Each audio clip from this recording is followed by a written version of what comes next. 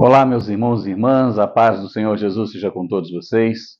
Mais uma vez, estamos aqui reunidos para nos voltar para a nossa revista de Escola Bíblica Dominical, Crescendo na Palavra, e estudar o tema da lição de número 5. Essa revista que tem chamado bastante a atenção, dos irmãos, tem gerado um despertamento em muitas pessoas, dada a sua abordagem dos últimos dias, que nos mostra como as coisas estão encaminhando-se para os propósitos de Deus, para que em breve a igreja se encontre com o Senhor nos ares. A lição de hoje, inclusive, vai falar sobre as 70 semanas de Daniel, abordando a primeira parte desta semana. Esse tema já foi tratado na lição de número 3 e nós voltamos a ele agora nas lições 5 e 6 para esmiuçar um pouco mais os desdobramentos dos acontecimentos que o Senhor informou ao seu povo que haveriam de vir sobre a humanidade. Nossa lição começa no texto do apóstolo Paulo em 1 Tessalonicenses, capítulo 4. Paulo escreve essa carta aos Tessalonicenses com alguns propósitos que nós daqui a pouco veremos. Capítulo 4, versículos 13 a 17, Paulo está ali alertando os irmãos sobre a volta de Jesus e a ressurreição daqueles que estiverem mortos até este dia.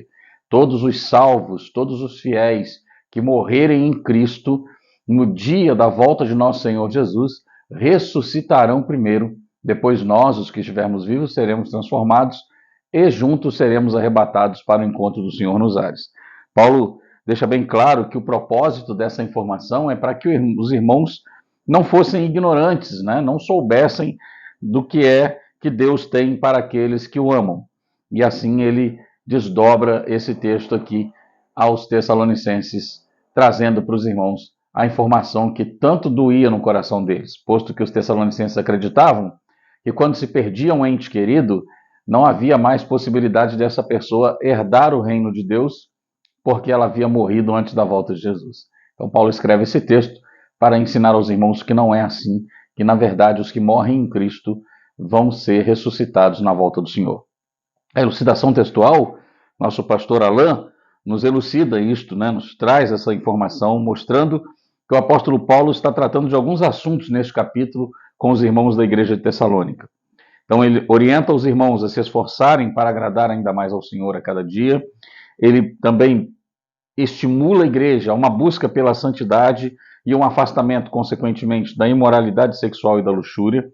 E aí volta-se para o amor ao próximo, tratando nos versículos 9 e 10 da importância da igreja amar todos e também trabalhar e andar honestamente para com os que estão de fora. Então, isso é uma premissa cristã, amar sem escolha, amar a toda e qualquer pessoa à semelhança de nosso Senhor Jesus, que a todos amou, e trabalhar honrando a Deus com a nossa vida e com isso também andar honestamente diante de todos aqueles que nos rodeiam. Por fim, Paulo traz esse esclarecimento que é acerca da morte, que valerá a pena permanecer fiel ao Senhor em todo o tempo da vida, pois a morte do Senhor equivale à nossa ressurreição. Essa é a essência deste capítulo 4 de 1 Tessalonicenses, e nós vamos abordar em especial essa última parte do capítulo, dos versículos 13 ao 18. Na introdução, o nosso autor começa nos informando que o aprendizado desta lição gira em torno do grande e esperado dia, que é o arrebatamento da igreja. Todos os fiéis aguardam esse dia em que a igreja será trasladada para o encontro do Senhor nas nuvens. E este arrebatamento vai se dar num momento muito difícil para a nação de Israel, porque, conforme vimos também na lição de número 4, que pouco antes do arrebatamento, Israel esteja envolvida com a guerra de Gog e Magog, o primeiro cerco de Jerusalém, que será desbaratado pelo próprio Senhor de uma forma miraculosa. E este evento antecederá a volta de Jesus para buscar o seu povo. Antes também de o anticristo fazer um acordo de paz firmado com os judeus, marcando ali o início da grande tribulação, a igreja, a noiva do Senhor, será tirada dessa terra, porque a grande tribulação será um período da ira de Deus, conforme o profeta Sofonias nos ensina no seu livro, no capítulo 1, versículos 13 a 16, e sendo a grande tribulação um período da ira de Deus, e o apóstolo Paulo também aqui aos Tessalonicenses, no capítulo 5, versículo 9, diz que Deus não nos destinou para a ira, mas para a aquisição da salvação por Cristo Jesus, não há razão para a igreja estar aqui. Outra razão também é o fato de a grande tribulação ser a última das 70 semanas de Daniel. Se de fato é assim, e as 70 semanas dizem respeito a Israel e a Jerusalém, então não há razão para que a igreja esteja na terra neste período, porque Deus estará lidando, tratando especificamente com Israel. O arrebatamento da igreja é o primeiro tópico que a nossa lição vai abordar. Conforme fora dito sobre este grande e glorioso dia, da noiva do Senhor Jesus, ela será tirada à força, violentamente, inesperadamente da terra, pelo poder de Cristo. A palavra harpazo literalmente significa apreender à força, obter por roubo, aquele que se apodera de uma recompensa, que é a palavra arrebatamento. O pensamento dispensacionalista adotado pela Igreja Congregacional de Volta Redonda defende a volta invisível de Cristo para o mundo antes da grande tribulação, mas visível para a igreja, que será arrebatada para o encontro do Senhor nos ares, 1 Tessalonicenses 4,17. E visível a todos antes do milênio, quando no final da grande tribulação Cristo voltar do céu para salvar Israel, então todo olho verá, e todas as nações lamentarão quando o Senhor vier nesse dia, um cumprimento aí de Apocalipse 1, versículo 7. E nesse momento ele virá para estabelecer o juízo das nações, que determinará as nações que poderão participar do milênio e aquelas que não estarão presentes no milênio. É preciso entender que a grande tribulação será um período de 7 anos, e esses 7 anos equivalem a 2.520 dias, um período em que o Senhor irá tratar exclusivamente com o povo judeu, lidando com Israel, visando levá-la ao cumprimento dos objetivos de Daniel 9:24, que são os 6 alvos que visam a nação de Israel. Espiar a iniquidade, selar a visão e a profecia, ungir o Santo dos Santos, entre outros objetivos que são apresentados ali. Todos esses objetivos se aplicam e se direcionam a Israel. Então, nesse tempo, Deus fará isso, levando Israel ao reconhecimento de Jesus como seu Messias, ainda que através da dor e do sofrimento, isso irá acontecer, posto que a nação reconhecerá que aquele Jesus que eles desprezaram há milênios atrás, ele é de fato o seu Messias, e eles então se arrependem e o confessam como seu Senhor e Salvador. Pode aqui surgir uma dúvida. O pastor Alan traz essa questão, que é por demais importante observar. Por que o Senhor tratará exclusivamente com os judeus? Por que será a nação de Israel que o Senhor haverá de restaurar num tempo futuro? Quando? No milênio, onde os judeus reinarão com o Senhor por 1000 anos, com a igreja? Aqueles, pois, que se haviam reunido perguntaram-lhe, dizendo: restaurarás tu neste tempo o reino a Israel? Ou seja, havia uma expectativa da restauração futura de um reino a Israel, com o seu rei, Jesus no caso, obviamente, e esta era a oportunidade que Jesus teve para corrigi-los e orientá-los. Todavia, o Senhor não negou esta restauração, apenas lhes disse: não vos pertence saber os tempos ou as estações que o Pai estabeleceu pelo seu próprio poder. Então, esse tempo, Deus vai estar trabalhando com Israel para que Israel se converta, reconheça Jesus como seu Salvador, como seu Senhor e Rei, e Israel então seja preparada para entrar no milênio, quando reinarão com Cristo por 1000 anos, juntamente com a igreja, e o reino será então restaurado pelo Senhor nesse tempo. O tópico 2, então, vai falar do acordo de paz que acontecerá logo após o arrebatamento da igreja, quando o anticristo vai aproveitar o início da guerra de Gog e Magog, que é profetizada em Ezequiel 38 e 39, para se autopromover. E ele vai usar a ação de Deus, porque será uma ação invisível. Deus não se manifestará visivelmente na pessoa de nosso Senhor Jesus. Então, por ser uma ação invisível de Deus, sobrenatural, o anticristo usurpará para si essa ação, alegando que foi ele quem fez aquilo. Isso com o respaldo do falso profeta, que será quem fará essa declaração, né, de que tudo aquilo foi feito pelo anticristo, e as nações da terra crerão nessa palavra do falso profeta e se renderão ao governo do anticristo. Então o anticristo fará isso para sua autopromoção, né, e assumir então o papel de líder mundial de todas as nações, principalmente a nação de Israel, que ficará muito grata, crendo que foi o anticristo mesmo quem operou aquele feito, e fará essa aliança com ele por 7 anos.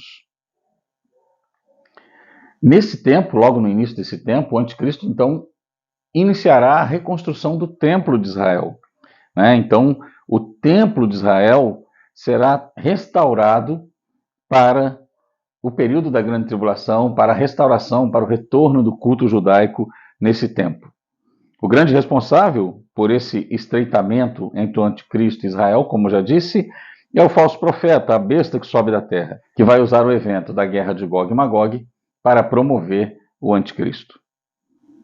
O anticristo, que é a primeira besta, aquela que sobe do mar, representa um poder político, que é um judeu gentio, por isso mar, que simboliza as nações gentílicas, né, que se levanta como autoridade sobre Israel e sobre todos os povos. O falso profeta será um judeu nascido na terra, nascido em Israel, por isso ele sobe da terra e ele respaldará as ações do anticristo, alegando ser esse anticristo o seu Messias, cujo qual ele representa. E durante todo o período da grande tribulação, assim será a visão que será transmitida pelo falso profeta na promoção do anticristo, mostrando como o verdadeiro Cristo, aquele que merece todo o respeito do povo, toda a adoração. Quando no final de 3 anos e meio, isso finalmente vier a lume, né?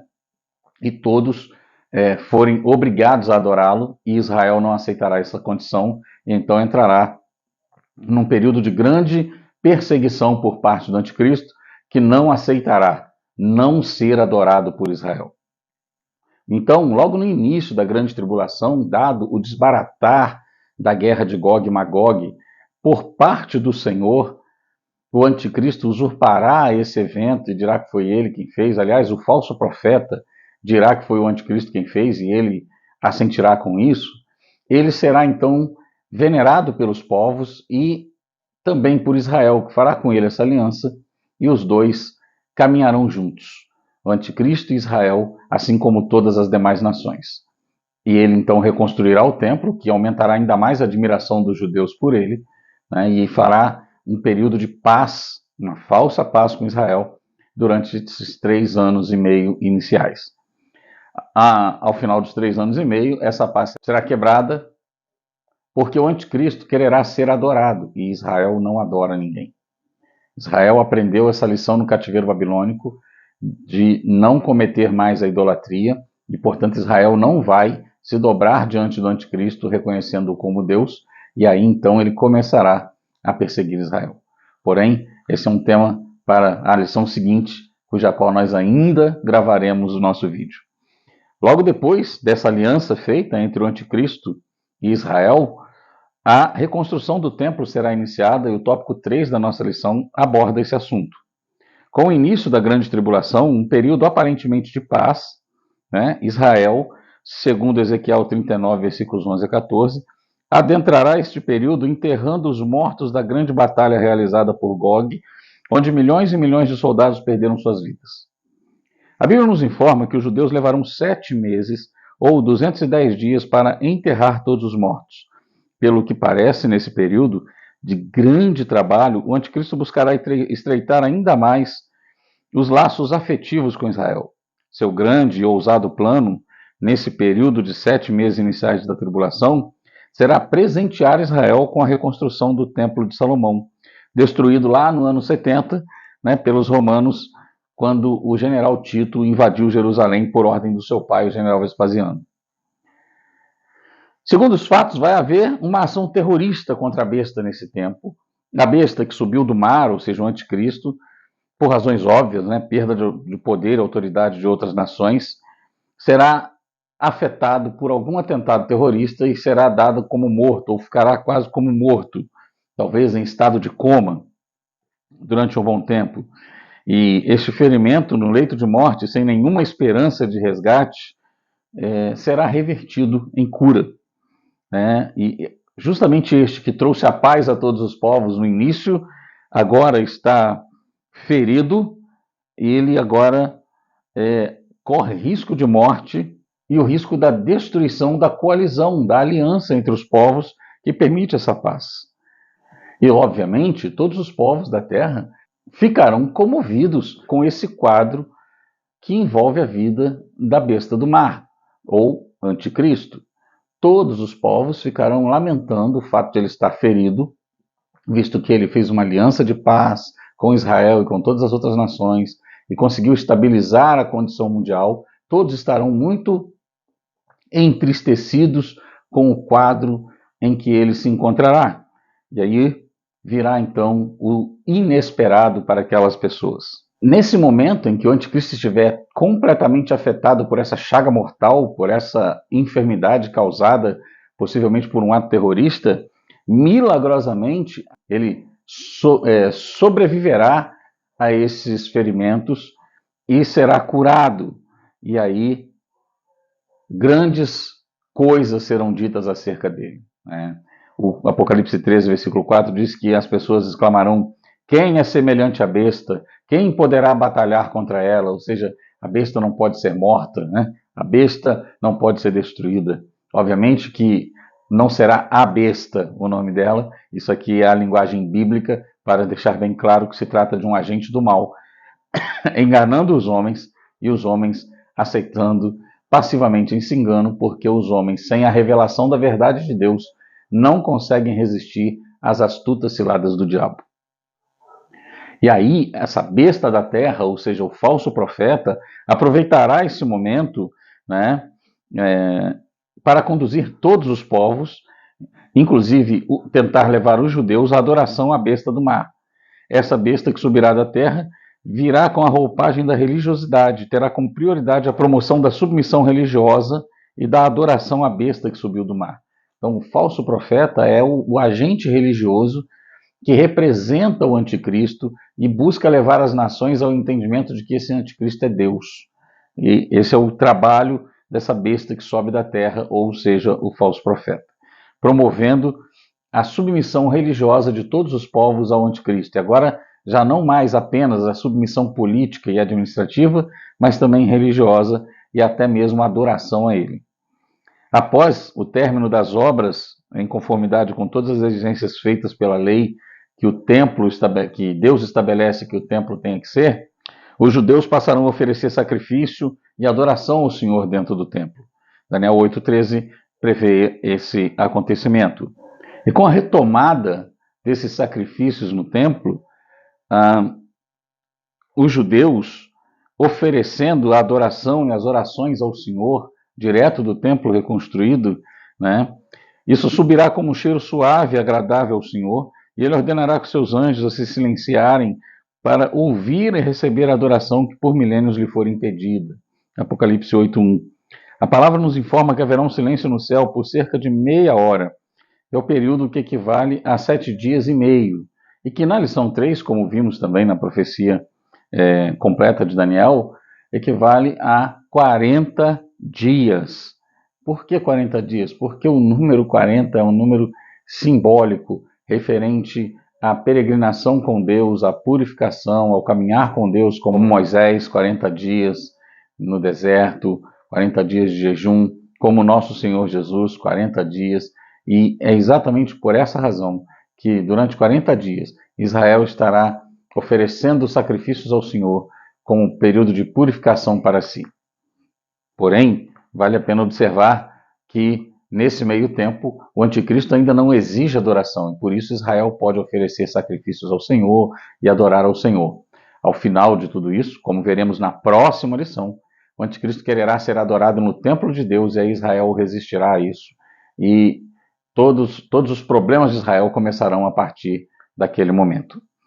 A conclusão da nossa lição nos mostra que a igreja será arrebatada antes da grande tribulação, porque Deus não nos destinou para a ira. 1 Tessalonicenses 5,9, como disse no início também. E também porque Deus separou este tempo para cumprir a 70ª semana de Daniel, que diz respeito apenas a Israel e a Jerusalém. Embora os acontecimentos da grande tribulação não tenham a ver conosco, conhecê-los nos faz perceber o tamanho da misericórdia e do amor do Senhor pela sua igreja. E o conhecimento desses eventos nos ajuda a perceber os sinais históricos que apontam aí para a proximidade desses dias e, consequentemente, para a volta de Jesus para nos arrebatar para si. Amém? Deus abençoe vocês, Deus abençoe a sua casa, a sua família, cada dia mais.